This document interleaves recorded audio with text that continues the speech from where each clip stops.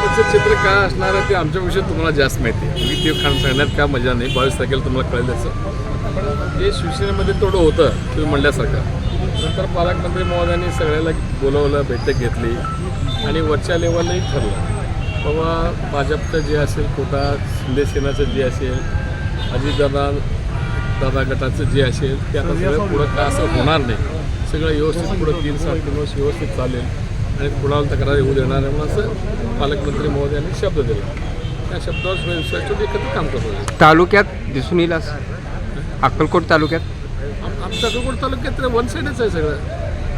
दुधनी आमचं 23 आहे. जिल्हा परिषद त्यांचे आहेत, आमचे आहेत.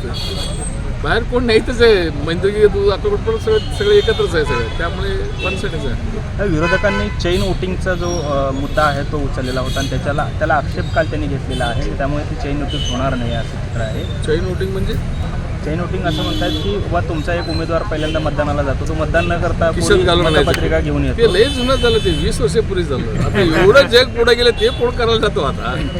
ते समोरच्या उमेदवारांनी त्याचा आक्षेप घेतलेला नाही ते सगळं झालं. तुमचं म्हणणं बरोबर. ते कधी 20 वर्षापूर्वी बापू उभारले त्याच्या अगोदर होतं ते. आम्हीच केलतो त्यावेळेला. तरी तुमचा पराभव झाला होता. नाही झालं आमचं निवडून आलं तर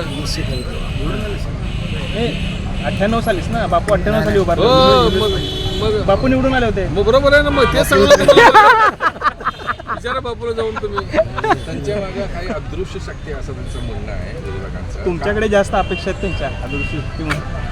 असं आहे आमचं वरच्या आपल्या आदरणीय उपमुख्यमंत्री शिंदे साहेबांनी स्पष्ट आदेश दिले आपल्याला युती धर्म तोडायचं नाही. युतीमध्ये धर्म तोडून ते काय उपयोग होणार नाही. कशाला हे करणार. आपण आता मिळून सरकारमध्ये काम करतो, देशामध्ये काम करतो.